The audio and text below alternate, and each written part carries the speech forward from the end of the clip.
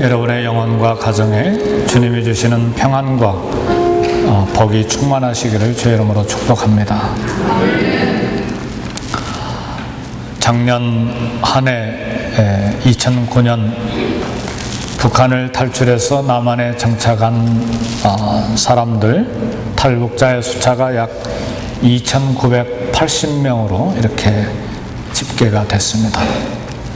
그리고 2009년까지 10수년 동안에 북한을 탈출해서 남한으로 탈북해온 사람들의 전체 숫자가 약 15,057명 정도 이렇게 됐습니다.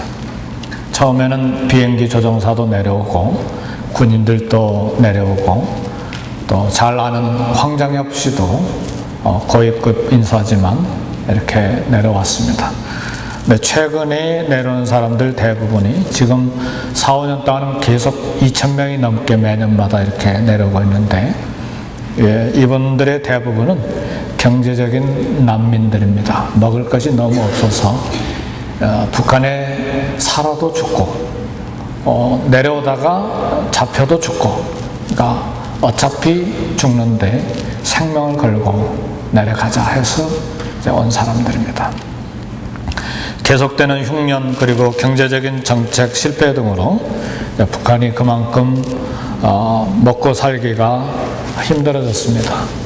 그리고 이제 3대째 세습을 해야 되기 때문에 동조 세력을 만들기 위해서는 어마어마한 뇌물들을 또 주변에 뿌려야 되잖아요. 그래서 뭐 벤츠를 100 몇십 대 사서 또 나눠줬다는 이야기도 있고, 그러니까 백성들이 먹을 양식이 특권층으로 계속 흘러들어가기 때문에 북한이 점점점 어려워지고 있다, 이제 그렇게 생각이 됩니다. 불행한 것은 탈북한 사람들이 남한에만 15,000명 정도 되는데 중국에는 작게는 4만 명, 많게는 30만 명까지 이렇게 추산을 합니다. 근데 참 안타까운 것은 돈으로 인신매매가 돼서 여자들을 사고 팔고 하는 아주 비참한 상황들이 좀 진행되고 있기 때문에 우리 그리스도인들이 이들을 위해서 무엇인가 해야 될 때가 이미 늦었습니다. 그래도 지금이라도 무엇인가 이들을 위해서 일하지 않으면 안 된다, 그렇게 생각이 됩니다. 탈북한 사람들이 남한에 와서 사는데 저도 몇 분들을 봤지만 남한 사회에 적응하는 것이 쉽지가 않습니다. 공산주의의 특징이 no idea, no plan입니다. 그러니까 생각 없고 그리고 계획 없습니다. 위에서 시키는 대로 그저 하고 배고 받아 먹으면 됩니다. 근데 남한에 오면 그런 사회가 아니잖아요. 자유시장 경제체제이기 때문에 사고 파는 것도 알아야 되고 경쟁도 해야 되고 이런 사회이기 때문에 정착금으로 받은 것도 많이 빼앗기고 사기당하고 뭐 대단히 살기가 힘든 것 같아요.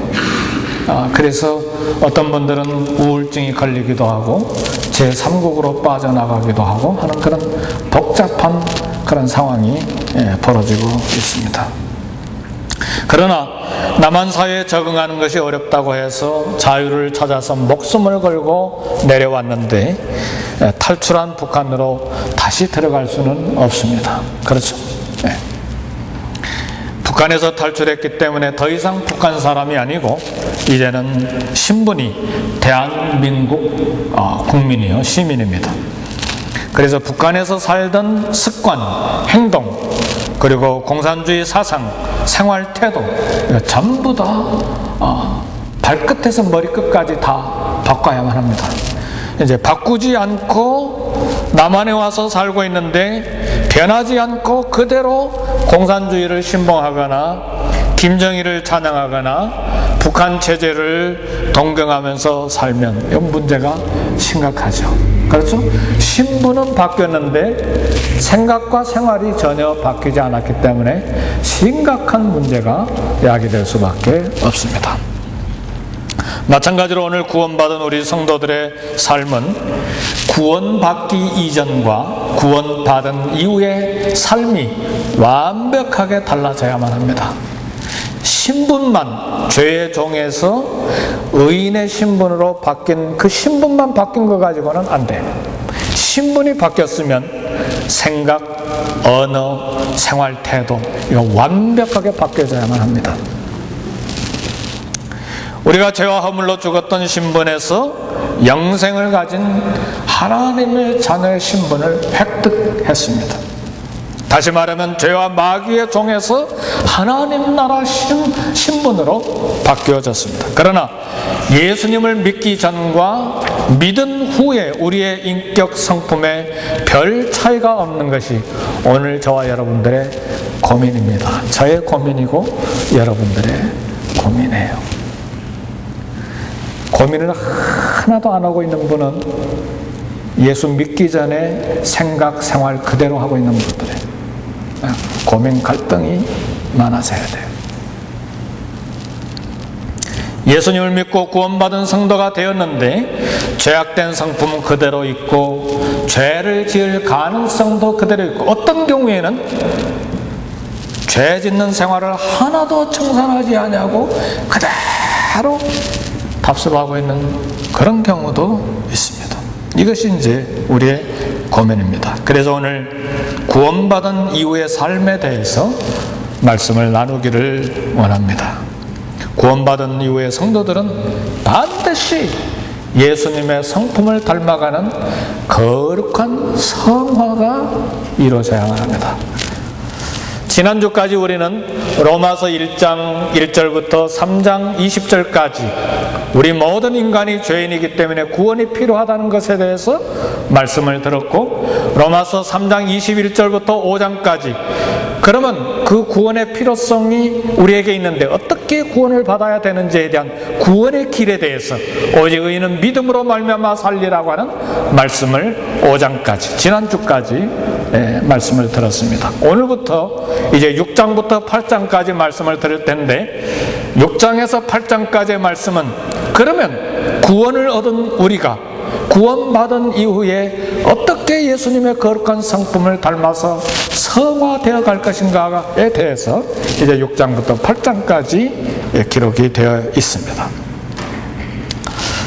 언젠가도 한번 공부 시간에 말씀드린 적이 있는데 제가 선교사로 헌신할 것이냐 아니할 것이냐, 그리고 이게 하나님의 뜻인가 아닌가를 이제 응답받기 위해서 철원에 가면 대한수도원이 있습니다. 계곡에 참 맑은 물이 내리는 곳에 기도원이 있는데 거기에서 금식하면서 기도하는데 한 전도사님이 제게 다가와서 이렇게 질문했어요. 제가 그때 강도사였던 것 같아요. 강도사는 설교할 수 있는 그런 자격을 획득한 사람을 두고 하는 말입니다. 뭐 살인 강도가 아니고 강도사님, 하나님의 말씀을 도를 강의할 수 있는 분이다, 그런 말입니다. 네, 강도사님, 어떻게 하면 내 성품이 확 바뀌어버릴까요?